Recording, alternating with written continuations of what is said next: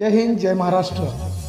आपण पाहत आहात वैविध्यपूर्ण बातम्या, विशिष्ट मांडणीने कमी कालावधीत लोकप्रिय झालेले. आम्ही लोकप्रतिनिधी महाराष्ट्र न्यूज चॅनल. मी मुख्य संपादक प्रसाद.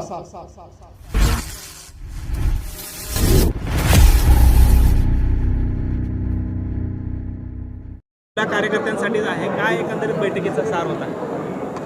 अजिबात वेगळा काहीच विषय नव्हता. भारतीय जनता पक्षाचं सरकार आज राज्यामध्ये काम करते आणि सरकारमध्ये मी आज ग्रामविकास खात्याचा मंत्री म्हणून काम करत असताना सोलापूर जिल्ह्याचा पालकमंत्री म्हणून या ठिकाणी मी काम करतो. तेव्हा ज्या संघटनेनं आपल्याला मोठं केलं, ज्या संघटनेमुळे आज सरकार आलं, ज्या संघटनेमुळं आज मी पालकमंत्री आहे, त्या संघटनेच्या कार्यकर्त्यांच्या कामाबद्दल त्यांना आश्वस्त करणं आणि त्यांना कामात लागेल तिथं मदत करणं हाच आजच्या बैठकीचा विषय होता. आणि त्या अनुषंगानं आजची बैठक झाली. त्यात अनेक संघटनेचे विषय झाले आणि हे करत असताना शेवटी सरकार महायुतीचं आहे, घटक पक्ष आमच्यासोबत आहे. हे जरी असलं तरी भारतीय जनता पक्षाची संघटना जिल्ह्याभर आणखीन ताकदीनं वाढली पाहिजे याच्यासाठी प्रयत्न करणं हे आजच्या बैठकीचं. हो, खरं तर प्रभाकर देशमुख हे आपले विरोधक आहेत. आज त्यांची चौकशी देखील करण्यात येणार आहे. 17 पोलिसांकडून एक चौकशी होते.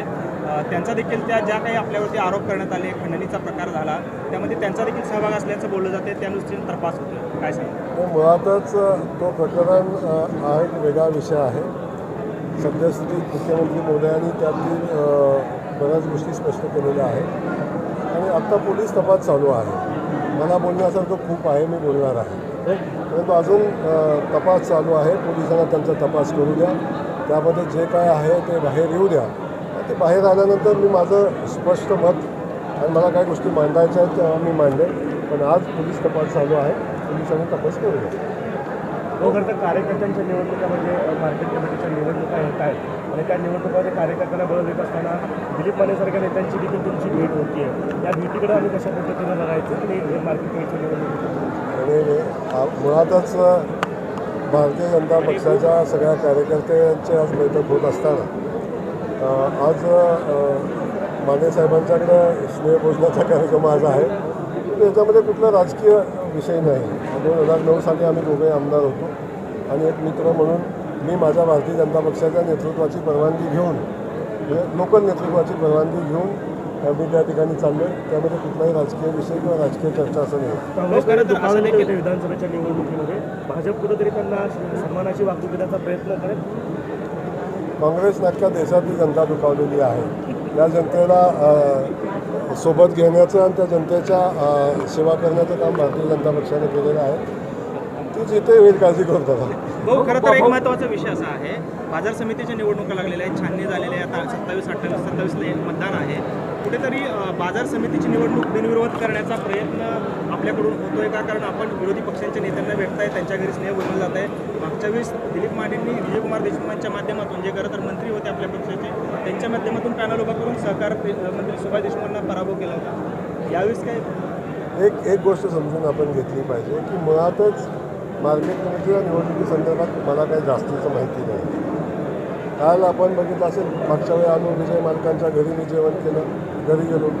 मागच्या वेळी सुभाष बापूंच्या घरी जेवण केलं. रात्री सचिन कल्याण शेट्टी साहेबांच्या घरी जेवण केलं. समाधान दादाकडे अनेकदा माझं जेवण झालेलं आहे आणि आज दिलीप माने साहेबांच्या सोबत आज जेवण करतो. त्याच्यामध्ये फार राजकीय गणितं मांडणं आणि त्याचा कयास लावणे मला योग्य वाटत नाही. पण एक मार्केट कमिटीची निवडणूक आमचे स्थानिक नेतृत्व लढत असतं. पक्षीय निवडणूक होत नाही, चिन्हावरची निवडणूक होत नाही. त्या समीकरणाप्रमाणे स्थानिक नेतृत्व निर्णय घेईल आणि त्यामध्ये ज्या ठिकाणी पक्षाची मदत लागेल त्या ठिकाणी नक्की पक्ष म्हणून आम्ही मदत करू. हो, सोलापूर जिल्ह्यामध्ये जे आहे ते 4 गावांमध्ये आता टँकरनं पाणी सुरू झालेलं आहे. दुष्काळाच्या संदर्भात तुम्ही काय बैठकी घ्याल का? नक्की मी अधिकाऱ्यांच्या सोबत आता 2 वाजता माझी बैठक आहे. यात अनेक विषयावर आपण चर्चा करणार आहे. या जिल्ह्यातल्या अनेक विकास कामाच्या प्रश्नासंदर्भात आपण बोलणार आहोत. काही प्रश्न प्रलंबित आहेत, काही प्रश्न मार्गी लागलेत, काही अंतिम टप्प्यामध्ये आहेत. या सगळ्याच प्रश्नाचा फॉलोअप आपण घेणार आहे आणि ते करत असताना आज दुष्काळजन्य परिस्थिती निर्माण होत असताना पाण्याचं नियोजन आपण प्रॉपर करायचा प्रयत्न करतो आहे. पण याच्या पलीकडे जाऊन ज्या ठिकाणी अगदीच गरज पाण्याची टँकरची आवश्यकता भासेल तिथं नक्की प्रशासनाला तशा सूचना दिल्या जातील आणि दुष्काळ जनतेला त्रास होऊ नये याची काळजी घेतली.